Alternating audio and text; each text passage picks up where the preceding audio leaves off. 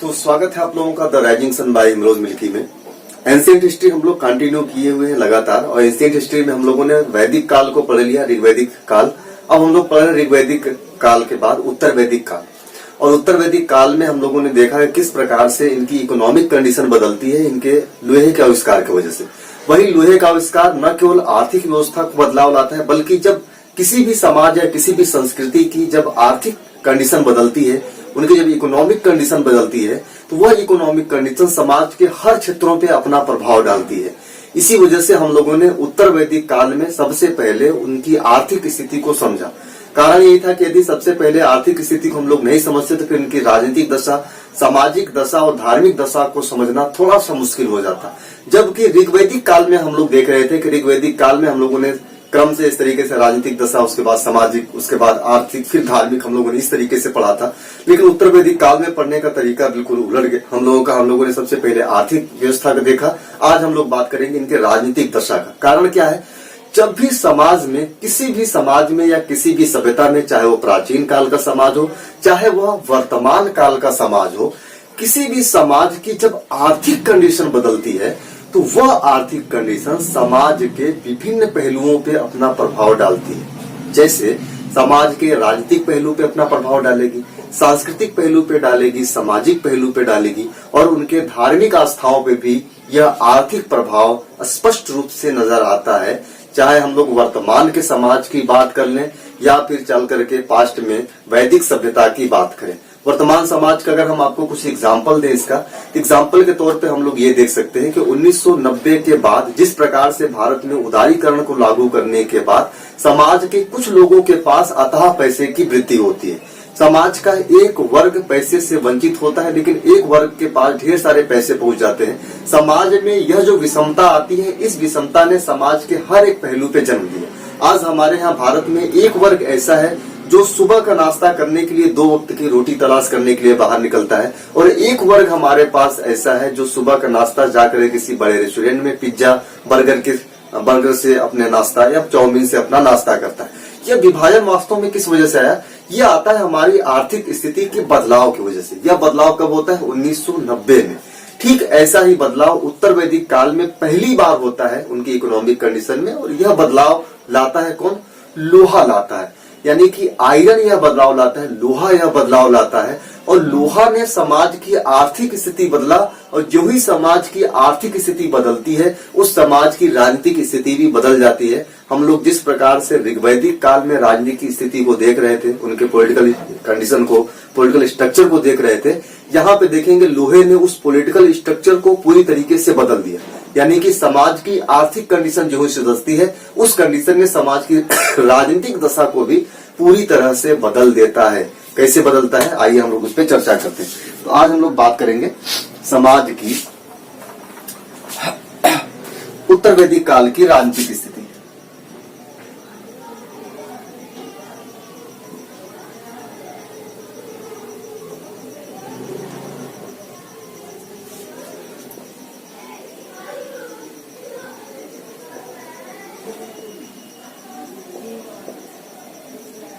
देखिए, पहले इसे आप लोग अच्छे से समझ लीजिए, उसके बाद हम लोग इस पे आगे बातें करते हैं।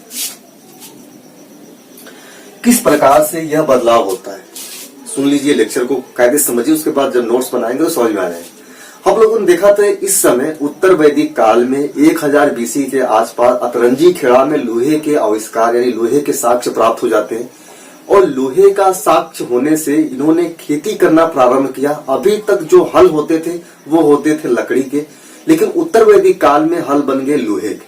जब लोहे के हल हो गए तो उत्पादन एक्सेस होने लगा, ज्यादा होने लगा, और वही उत्पादन ने समाज को आर्थिक स्थिति, आर्थिक कंडीशन के रूप में और सशक्त बना दिया, मजबूत बना दिया। किसके मुकाबले में? वैदिक काल या ऋग्वैदिक काल के मुकाबले में। उत्तर वैदिक काल में जो ही लोहे का आविष्कार होता है, समाज की आर्थिक स्थिति सुधरती है, और उस आर्थिक स्थिति में सुधार होता है व्यक्तिगत संपत्ति को जन्म देना। लोहे की उत्पत्ति ने समाज में व्यक्तिगत संपत्ति को जन्म दिया। इससे पहले हम लोगों ने देखा था ऋग्वैदिक काल में कि जो संपत्ति होती थी वो समाज की सामूहिक होती थी। यानी यहाँ पे संपत्ति 2 प्रकार के आ गए, एक आ गया सामूहिक, दूसरा आ गया व्यक्तिगत। तो जो सामूहिक संपत्ति की बात किया जाए, थोड़ा सा इसे समझ लीजिए आप लोग।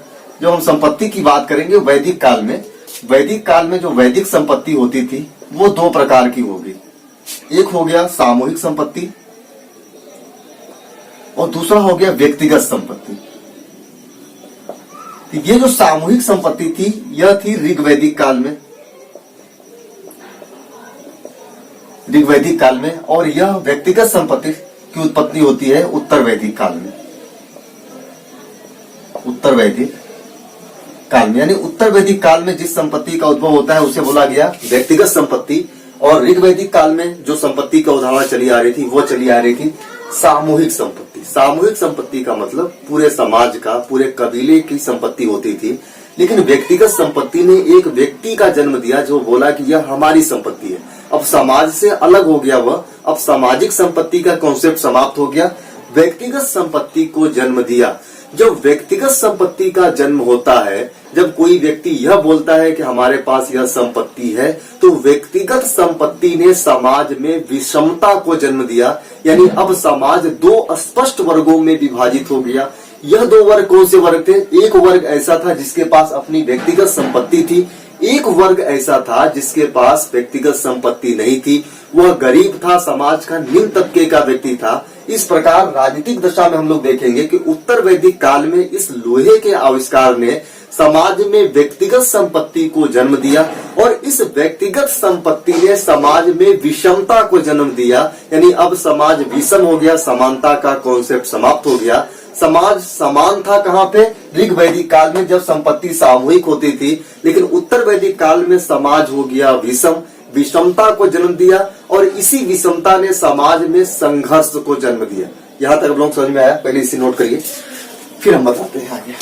इसे समझते रहिए, ये जो समझ है आपको आगे चल करके काम देगी। हम लोग देखेंगे किस प्रकार से बदलाव आता है। अभी हम बदलावों की बात करेंगे और बदलाव में सबसे महत्वपूर्ण भूमिका क्या होता है? लोहे का होता है। तो यहाँ पे हम लोग लिखेंगे लोहे की खोज ने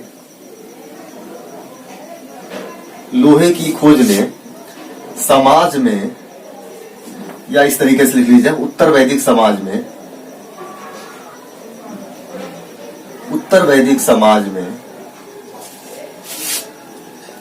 व्यक्तिगत संपत्ति को जन्म दिया।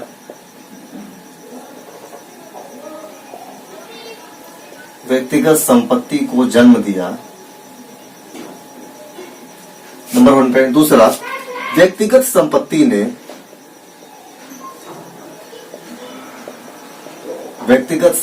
ने समाज में विषमता को जन्म दिया। देखिए, इस विषमता ने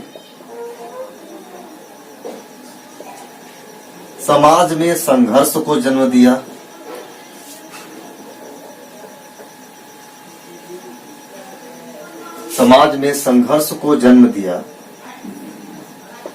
और इस संघर्ष ने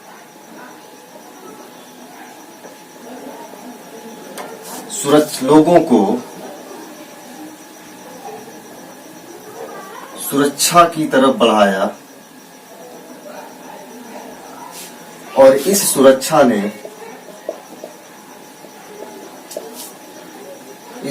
ने राजा को अधिक अधिकार दिया। समझ रहे हैं आप लोग यहाँ तक?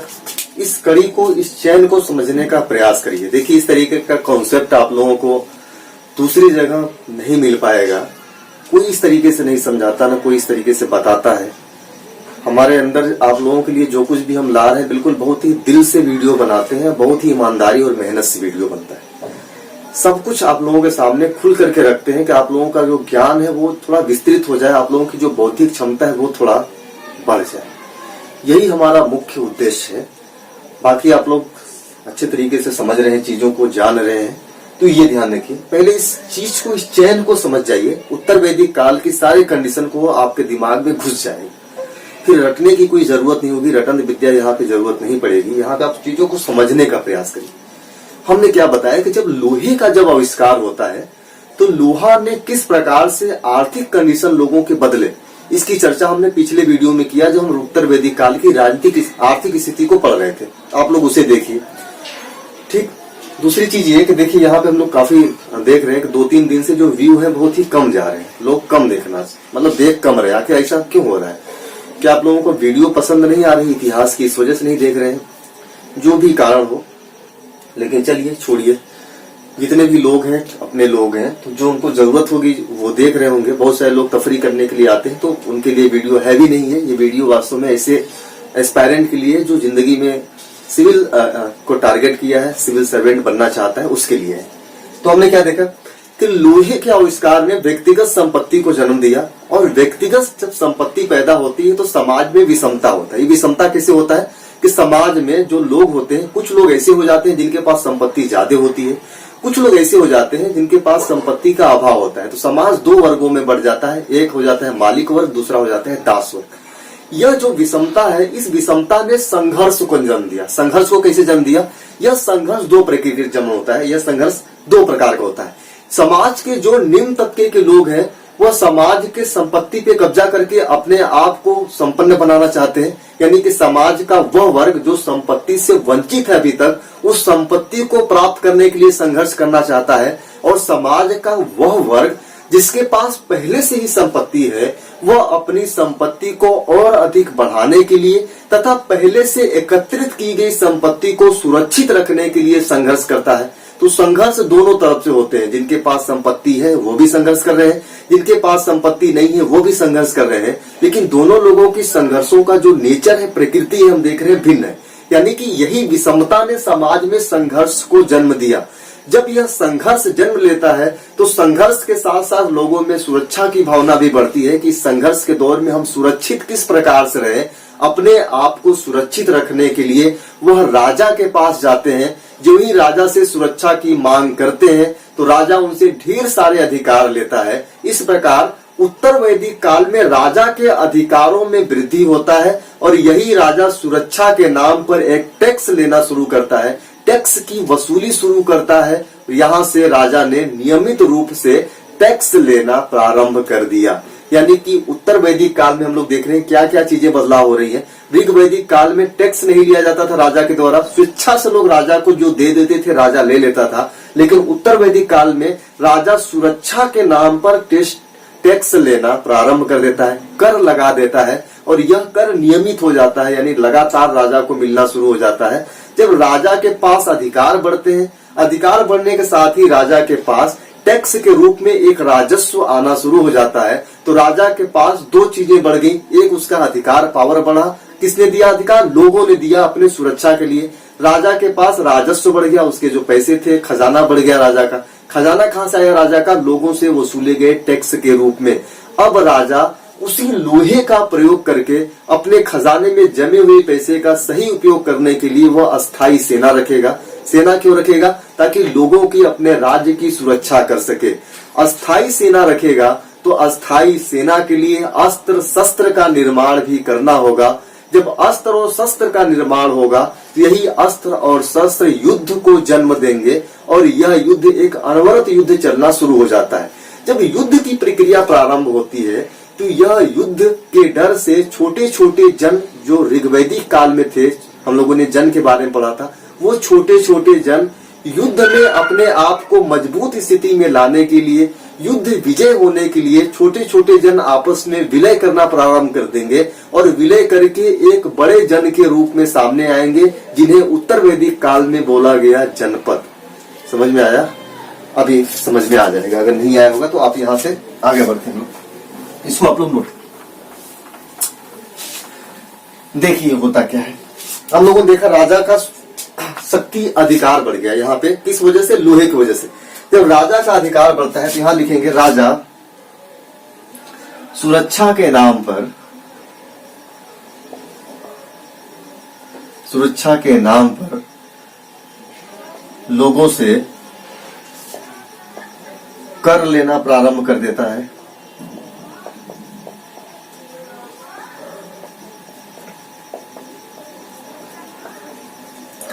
यानी लोगों से टैक्स लेना प्रारंभ कर देता है। और टैक्स के लिए हम आगे बात करेंगे कि अधिकारी की भी नियुक्ति हो जाती है टैक्स वसूलने वाला, जिसे भागदूत कहा गया था। जब लोगों से राजा टैक्स लेना प्रारंभ कर देगा तो इससे क्या होगा, इससे राज्य के राजस्व में वृद्धि होगा, राज्य के राजस्व में वृद्धि होगा और राजा सुरक्षा हेतु अस्थाई सेना का गठन करेगा, अस्थाई सेना का गठन करेगा और इस सेना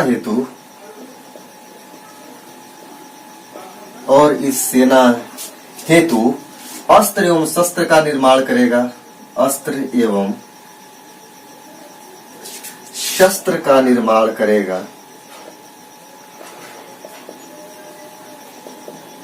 करेगा, और यह अस्त्र एवं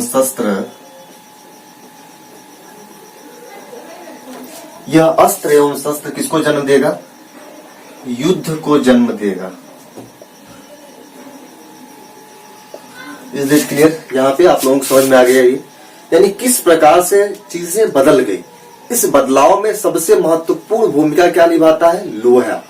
लोहा की वजह से हम लोग देख रहे हैं ऋग वैदिक काल से उत्तर वैदिक काल में कितने बदलाव आ जाते हैं, बड़े बदलाव आ जाते हैं। जहाँ पे स्पष्ट तौर पे हम लोग देख रहे हैं ऋग वैदिक काल में अस्थाई सेना नहीं होता था, उत्तर वैदिक काल में अस्थाई सेना हो गया। अगर कोई पूछे कि किस वजह से अस्थाई सेना आ गया तो आपको इन पूरा डेफिनेशन को अच्छे से बता दीजिएगा कि इस वजह से अस्थाई सेना का जन्म हो जाता है। जब अस्थाई सेना का मतलब हो गया कि अब सेना वेतन पे रखे जाएंगे, परमानेंट हमारे सैनिक होंगे। ऋग वैदिक काल में परमानेंट सैनिक नहीं होते थे। जब कभी लड़ाई झगड़ा होते थे, युद्ध होते थे, तो गांव के जो लोग होते थे, गांव के जो युवा होते थे, उन्हीं को सेना के रूप में तुरंत जो है कि गठन कर दिया जाता था, चलो लड़ो। कोई ट्रेनिंग नहीं होती थी। लेकिन उत्तर वैदिक काल में अस्थाई सेना हो गई, परमानेंट जब सैनिक मिलिट्री हमारी हो गई, तो उस परमानेंट मिलिट्री को ट्रेन करने के लिए उनके लिए ट्रेनिंग का भी प्रावधान किया जाएगा। यानी कि उत्तर वैदिक काल में पेशेवर सैनिकों का जन्म हो जाता है, यानी कि ऐसे सैनिक जिन्हें सेना के रूप में गठन किया जाता है, उन्हें ट्रेन किया जाता है। जब सेना के रूप में हम सैनिकों का गठन करेंगे तो उनके लिए लड़ने के लिए हमें अस्त्र शस्त्र चाहिए, और इन अस्त्र शस्त्रों का निर्माण किससे हुआ, लोहे से ही हुआ। यानी लोहे के अस्त्र शस्त्र आ गए। जब अस्त्र शस्त्र आ गए, हमारे पास लोहे के हथियार आ गए, राजा की शक्ति बढ़ा, तो राजा के अंदर युद्ध का भाव पैदा होता है, और यही सेना एवं अस्त्र शस्त्र ने युद्ध को जन्म दे दिया। जब युद्ध को जन्म दिया जाएगा तो यह युद्ध एक अनवरत प्रक्रिया के तहत चलेगी, यानी कंटिन्यू युद्ध चलेगा, क्योंकि राजा अपने साम्राज्य विस्तार को लेकर के युद्ध करता रहेगा। सभी राजा ऐसा ही सोचेंगे तो यह युद्ध एक अनवरत युद्ध के रूप में बदल जाएगा। यहाँ तक क्लियर है? आगे आप आते हैं, बढ़ते हैं हम लोग।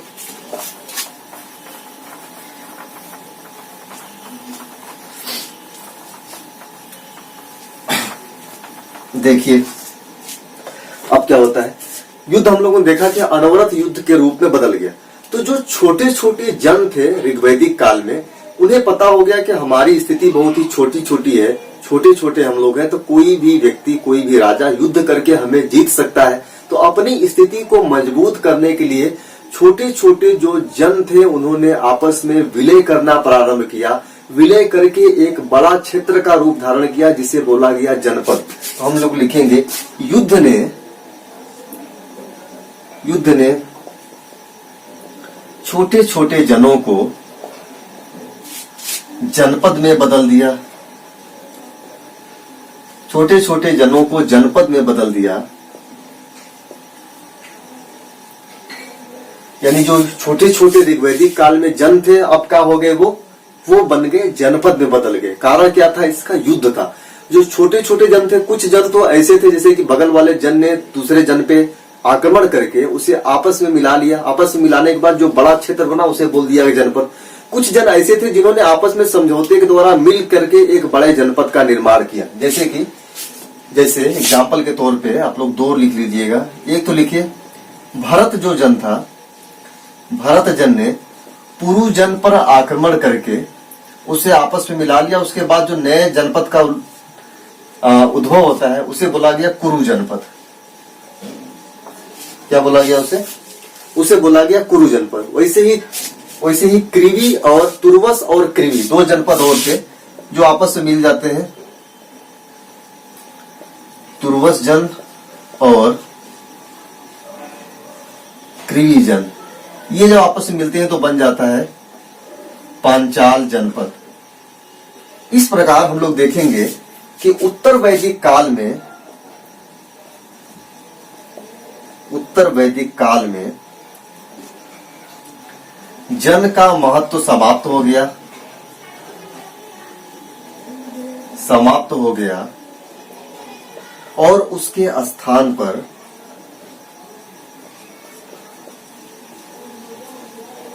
जनपद का महत्व बढ़ गया, जनपद का अस्तित्व आ गया। इस तरीके से लिख लीजिए, जनपद का अस्तित्व हुआ। यानी उसके स्थान पे हम लोग क्या देख रहे हैं, अब जन से बन गया जनपद। अभी तक ऋग्वैदिक काल में था जन, और जन से बन गया जनपद। इसका कारण क्या था, लोहे के कारण अस्त्र शस्त्र सेना युद्ध, और युद्ध ने छोटे छोटे जनों को बड़े क्षेत्र में कन्वर्ट कर दिया, जिसे बोल दिया गया जनपद। अब यही जनपद में लोहे का प्रयोग नहीं जनपद को महाजनपद में बदल देता है। इसको इस तरीके से समझ लीजिए, थोड़ा सा अच्छे तरीके से समझे रहिए। ये आप लोगों को प्री में भी काम देगा और मेंस में भी काम देगा। इस तरीके से इसे ध्यान रखिए। देखिए लोहे ने क्या क्या कमाल मचाया है। ऋग्वैदिक काल में जन था, आप लोगों को पता है। यहाँ पे लोहे का आविष्कार नहीं हुआ था, यानी यहाँ पे लोहे से परिचित नहीं थे जो ऋग्वैदिक आर्य थे। इस वजह से यहाँ छोटे छोटे जन थे, एक कबीला टाइप का होता था। इनका पूरा तरीके से जो जीवन यापन होता था कबीलों की तरह होता था, छोटे छोटे होते थे। यहाँ लोहे नहीं थे, लोहे का आविष्कार, लोहे का ज्ञान इन्हें नहीं हुआ था, तो जन था। लेकिन जब आगे बढ़ते हैं तो जन से बन जाता है जनपद। ये जनपद कैसे बनता है, अब यहाँ पे लोहे का ज्ञान हो गया था, लोहे का ज्ञान इन्हें हो गया, और लोहे ने जन को बदल दिया जनपद में। फिर इसी लोहे ने जन और इसी महाजनपद को लोहे ने बदल दिया साम्राज्य में। अब कैसे हम क्लियर कर पाएंगे इसको, किस प्रकार से क्लियरफाई करेंगे कि इसी लोहे ने जनपद में बदला, जनपद को महाजनपद में, फिर महाजनपद को साम्राज्य में। तो हमने बताया था आप लोगों को कि जब भी समाज में कोई नए आविष्कार होते हैं तो उन आविष्कारों का प्रयोग करना हम तुरंत ही नहीं सीख जाते, हम धीरे धीरे उसका प्रयोग करना सीखते हैं संपूर्ण रूप में। जैसे कि सपोज दैट अगर हम लोगों के पास 2G मोबाइल था पहले, तो 2G के बाद जो भी 3G आती है, नई टेक्नोलॉजी आती है, तो 3G मोबाइल प्रयोग करना हम लोग पहले ही दिन से नहीं सीखे कि हमारे हाथ में 3G मोबाइल आया और हमें पहले ही दिन से सब सारे फंक्शन उसके पता हो गए। लेकिन हम धीरे धीरे 3G मोबाइल 1 महीने 2 महीने यूज करने के बाद उसके सारे फंक्शनों की जानकारी हमें हो गई। तो प्रयोग करना क्या होता है, एक क्रम से हम किसी भी आविष्कार का प्रयोग करना सीखते हैं, मैक्सिमम प्रयोग करना सीखा जाता है। उसका एग्जांपल हम लोग कई तरीके से देख सकते हैं। जैसे साइंस एंड टेक में भी जब स्पेस टेक्नोलॉजी की हम लोग बात करते हैं, तो स्पेस टेक्नोलॉजी में कभी हम लोगों ने ये नहीं सोचा था कि मंगल मिशन होगा या चंद्र मिशन होगा। पहले तो लोग स्पेस में जाने के बारे में सोचते थे, जाते थे, चले आते थे। लेकिन अब हम लोग मंगल मिशन के अलावा बुध, शुक्र, कई सारे ग्रहों तक पहुंच चुके हैं। यानी मैक्सिमम प्रयोग अब धीरे धीरे हम लोग कर रहे हैं। आगे भी और आगे ग्रहों का प्रयोग करने की बातें चल रही। ठीक ऐसे ही जब लोहे का ज्ञान यहाँ पे हो जाता है उत्तर वैदिक काल में, तो ये लोहे का प्रारंभिक ज्ञान था इन्हें, यानी शुरुआती दौर था जहां पे लोहे की जानकारी हुई थी। तो इन्होंने लोहे का जो प्रयोग किया वो न्यूनतम प्रयोग किया। इनको इससे ज्यादा लोहे का प्रयोग करने के बारे में जानकारी नहीं थी। सिर्फ इतना जानकारी थी कि इनसे कुछ हथियार बनाए जा सकते हैं। हथियारों में भी वो उस क्वालिटी के हथियार नहीं बना पाए जिस क्वालिटी का हथियार साम्राज्यों में बनाया गया उसी लोहे से। इसके अलावा ये खेती के रूप में लोहे का हल तो प्रयोग करना शुरू किए, लेकिन हल में वो गुण नहीं ला पाए जो गुण महाजनपद और आगे के कालों में लाया गया, खासतौर से मगध साम्राज्य में लाया गया। यानी लोहे का प्रयोग ये सीमित मात्रा में इन्होंने प्रयोग करना शुरू किया। जब इसी सीमित मात्रा से आगे बढ़ते हैं, लोहे का थोड़ा और ज्यादा प्रयोग करना ये सीखते हैं, तो बन जाता है महाजनपद। जब लोहे का प्रयोग संपूर्ण रूप से ये जान जाते हैं कि लोहे का और विस्तृत रूप से किस प्रकार से प्रयोग किया जा सकता है, तो उसी लोहे ने महाजनपद को बदल दिया साम्राज्य में। यानी लोहे ने जनपद को महाजनपद और महाजनपद को साम्राज्य में बदलने में महत्वपूर्ण भूमिका निभाई थी। क्लियर है यहाँ तक आप लोगों को? चलिए अब हम लोग आगे बढ़ते हैं। अब यहाँ से आप लोगों को समझ में आ गया होगा कि क्या कंडीशन था। तो अब हम लोग देखते हैं कि राजा की शक्तियां बढ़ी। जब राजा की शक्तियां बढ़ती है तो राजा उस शक्ति को प्रदर्शन करने के लिए, अपना भय जनता के मध्य उत्पन्न करने के लिए कई प्रकार के दिखावटी मान मर्यादाओं को शामिल करता है। राजा की शक्तियां बढ़ते ही राजा अपने पद को पूरी तरीके से सुरक्षित रखने के लिए उसे पैतृक बना देता है या पूर्णतः आनुवांशिक बना देता है। यानी राजा कहता है कि हमारा जो राज्य का पद होगा, जो राजा पद होगा, वो अब पैतृक चलेगा, आनुवांशिक चलेगा। क्यों? क्योंकि राजा की टैक्स व्यवस्था ने, कर व्यवस्था ने राजा को इतना शक्तिशाली बना दिया है कि अब वह कोई भी निर्णय स्वतंत्र रूप से ले सकता था। तो यहाँ पे राजा की स्थिति में भी कई प्रकार के परिवर्तन आए। तो हेडिंग आप लोगों को होगा राजा की स्थिति में परिवर्तन।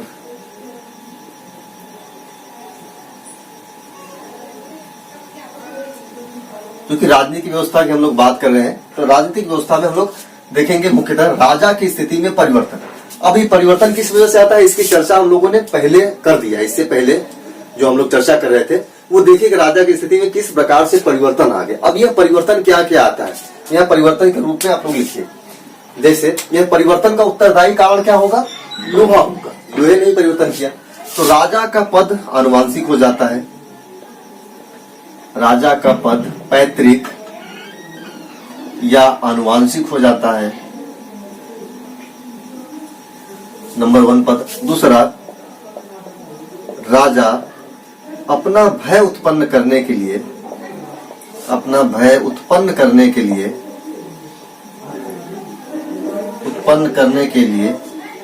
कई प्रकार के दिखावटी मान मर्यादाओं की शुरुआत करता है, दिखावटी मान मर्यादाओं की शुरुआत करता है, मान मर्यादाओं की शुरुआत करता है। यहां तक क्लियर। दूसरी चीज, अब दिखावटी मान मर्यादाओं की बात की जाए तो अब क्या होगा, राजा का महत्व जब बढ़ जाता है तो यहां पे राज्याभिषेक की शुरुआत होती है। राज्याभिषेक की शुरुआत, यानी राज्याभिषेक की प्रारंभिक शुरुआत कहां से मानी गई, उत्तर वैदिक काल में पहली बार राज्याभिषेक हुआ। जबकि हम लोग आगे देखेंगे, आगे मध्य काल तक जितने भी राजा होते हैं अपना राज्याभिषेक करते हैं। तो ये लगातार शुरुआत होती है उत्तर वैदिक काल से। और शुरुआत की जड़ क्या था, राजा के महत्व का बढ़ना, यानी राजा की स्थिति में सुधार होने के बाद ही यह शुरुआत होती है। और कहा जाता है कि राज्याभिषेक के समय राजा को 17 प्रकार के जल और 100 छिद्रों वाले सोने के पात्र की आवश्यकता होती थी। यानी कि जब राज्याभिषेक होता था तो 17 प्रकार के जल लाए जाते थे, 100 छेद वाले सोने के पात्र लाया जाता था। किस समय, राज्याभिषेक के समय। ये ध्यान रखिएगा। फिर हम लोग देखेंगे राजा का जब अधिकार बढ़ता है तो राजा ने नई नई उपाधियां धारण करना शुरू कर दिया। देखिए कौन कौन सी उपाधि धारण करता है।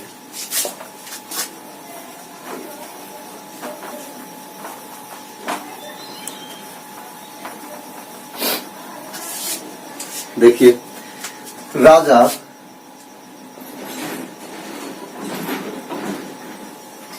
कई प्रकार की उपाधि धारण करना प्रारंभ कर दिया। उपाधि धारण करना प्रारंभ कर दिया।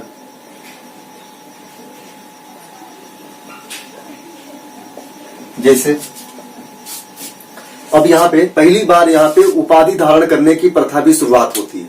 जैसे अगर बात किया जाए तो राजा जो होता था पूर्व में सम्राट की उपाधि धारण करता था, पश्चिम में स्वराट की, उत्तर में विराट की और दक्षिण में भोज की उपाधि धारण करता था। तो पूर्व में इस तरीके से लिख लीजिए, पूर्व में सम्राट, पश्चिम में स्वराट, उत्तर में विराट,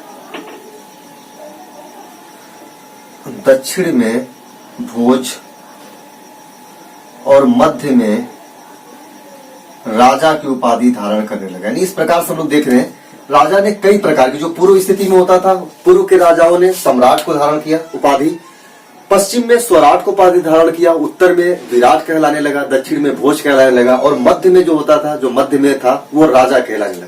इस प्रकार हम लोग, इस प्रकार से आप लोग लिख लीजिए, मध्य में हो गया राजा, पूर्व में, उत्तर में जाएंगे तो विराट और दक्षिण में भोज की उपाधि धारण करता है, पूर्व में सम्राट की उपाधि धारण करने लगा और पश्चिम में स्वराट की उपाधि धारण करने लगा। इस प्रकार से इसको बना लीजिएगा। प्रश्न भी यहाँ से पूछता है कि उत्तर वैदिक काल में उत्तर में राजा कौन सी उपाधि धारण करता था? उत्तर में धारण करता था विराट। तो ये यहाँ तक क्लियर हो गया, यानी राजा ने कई प्रकार की उपाधियां धारण करना शुरू कर दिया गया और इसका प्रभाव हम इस समय लिखे गए कई ग्रंथों में भी नजर आता है। ऐतरेय ब्राह्मण में राजा के उत्पत्ति का सिद्धांत आ जाता है कि राजा किस प्रकार उत्पन्न होता है, कि राजा जो है कि उसमें कहा भी गया है कि राज्य में जब हिंसा फैल जाता है, संघर्ष फैल जाता है, मत्स्य न्याय की स्थिति आ जाती है, तो उस हिंसा संघर्ष को समाप्त करने के लिए, लोगों को सुरक्षा प्रदान करने के लिए राजा का जन्म होता है। राजा का ईश्वर ने राजा को अपना प्रतिनिधि बना करके भेजता है तो पृथ्वी पर। इस प्रकार से ऐतरेय ब्राह्मण में राजा के जन्म की या राजा की उत्पत्ति का सिद्धांत आ जाता है। इसके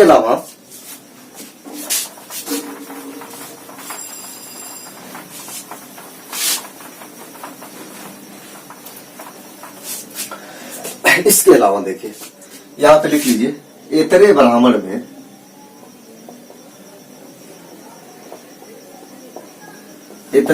में राजा की उत्पत्ति का सिद्धांत दिया गया है।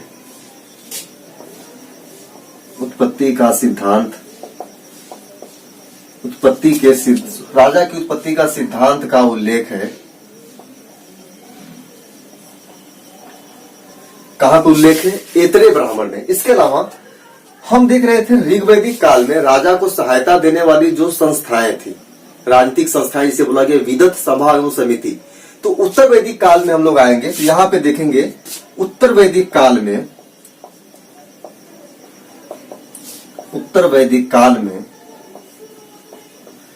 सभा एवं समिति का महत्व बना रहा। सभा एवं समिति का महत्व बना रहा, जिसे अथर्ववेद में प्रजापति की दो पुत्रियां कहा गया है। प्रजापति की दो पुत्रियां कहा गया।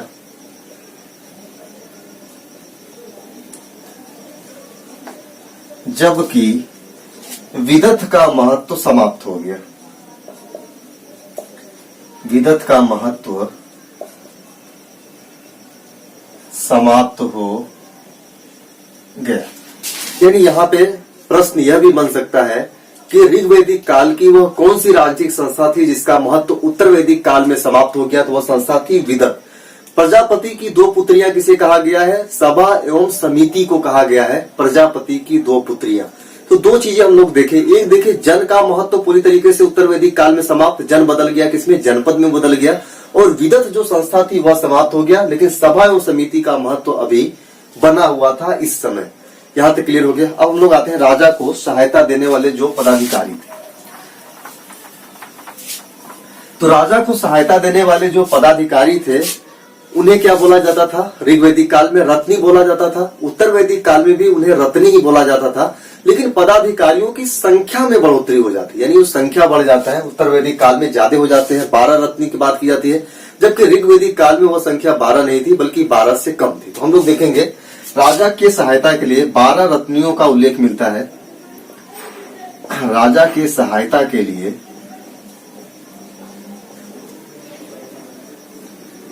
12 रत्नी का उल्लेख मिलता है।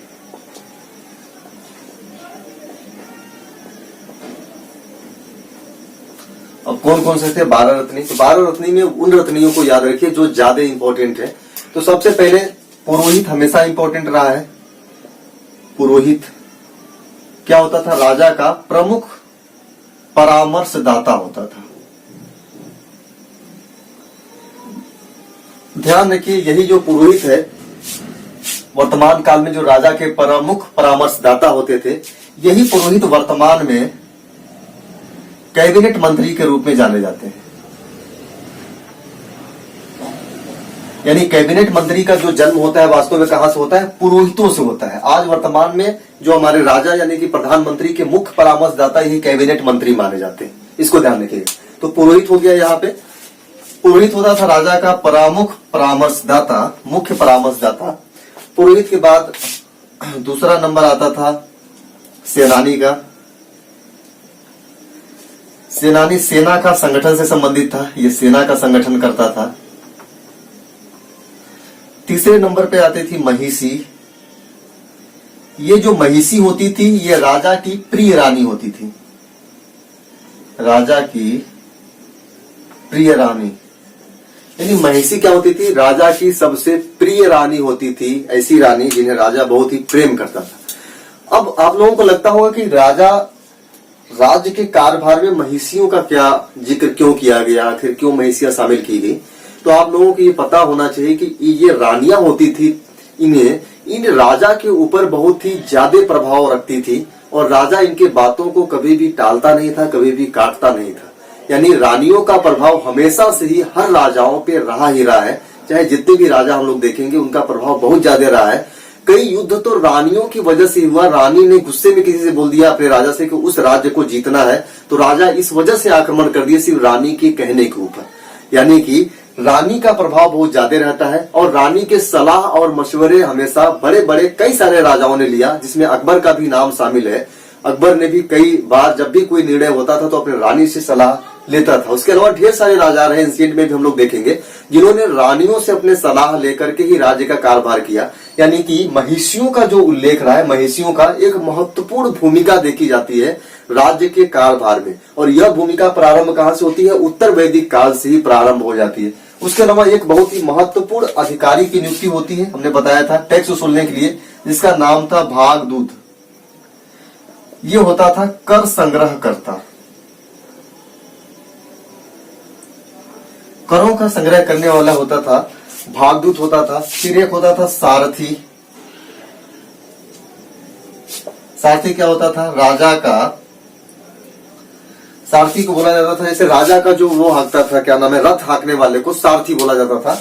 इसे उसका नाम होता था सूत, ध्यान रखिए, सूत राजा का सारथी होता था, जो राजा के रथों को हाँकता था। क्योंकि रथ को हाँकने वाला भी बहुत करीबी व्यक्ति होता है, जो राजा आगे आगे चलता है, जब रथ चलती है तो उस पर जो बैठा होता है राजा का बहुत ही खास व्यक्ति होता है, बहुत ही ट्रेंड व्यक्ति होता है, तो उसे बोला जाता था सूत बोला जाता था, राजा का सारथी था। इसके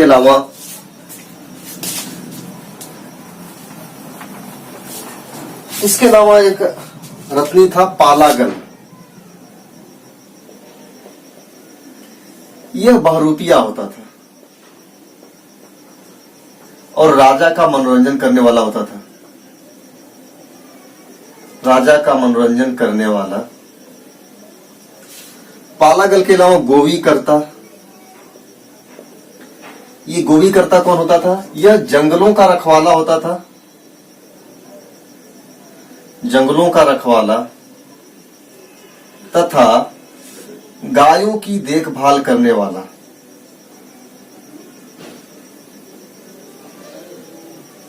देखभाल करने वाला यानी ये गायों की देखभाल करता था और जंगलों के रखवाला करता था पालागल। एक होता था अच्छवाय, जब राजा जुआ खेलता था, राजा के जुआ खेलने में वह सहायता करता था, इसका नाम था अच्छवाय। अच्छवाय राजा को जुआ खेलने में सहायता देना, जुआ खेलने में सहायता देना। इसके अलावा प्रतिहार या दंडपाल, द्वारपाल, प्रतिहार या द्वारपाल नाम का एक रत्नी होता था, जो राजा का अंगरक्षक होता था, राजा का अंग रक्षक। तो इस प्रकार से हम लोग देख रहे हैं किस प्रकार से वैदिक सभ्यता ने, वैदिक सभ्यता से ऋग वैदिक काल से उत्तर वैदिक काल में कितने बदलाव आ जाते हैं उनके राजनीतिक स्थिति में, उनकी आर्थिक स्थिति में भी हम लोगों ने ढेर सारे बदलाव देखे। तो ये वीडियो आप लोगों को कैसा लगा बताइएगा जरूर कमेंट करके। फिर हम लोग मिलते हैं नेक्स्ट वीडियो में, और नेक्स्ट वीडियो में हम लोग चर्चा करेंगे राज्य की सामाजिक स्थिति, सामाजिक स्थिति के बाद फिर हम लोग बढ़ जाएंगे उनके धार्मिक स्थिति, यानी 2 वीडियो और जाएगा तो उत्तर वैदिक काल हम लोग एंड कर लेंगे, समाप्त कर लेंगे। उत्तर वैदिक काल के बाद हम लोग पढ़ेंगे शूद्र काल, जो कि एक संक्रमण काल माना जाता है। शूद्र काल वैदिक काल और महाजनपद काल के बीच का काल, जहां पे उत्तर वैदिक काल में जितनी भी परंपराएं शुरू होती हैं, जितने भी कर्मकांड, दिखावे, अंधविश्वास शुरू होते हैं, उन सब को प्रतिष्ठित कर दिया जाता है शूद्र काल में। कैसे किया जाता है? इस पे चर्चा हम लोग नेक्स्ट वीडियो में करेंगे। तो मिलते हैं नेक्स्ट वीडियो में। Thank you.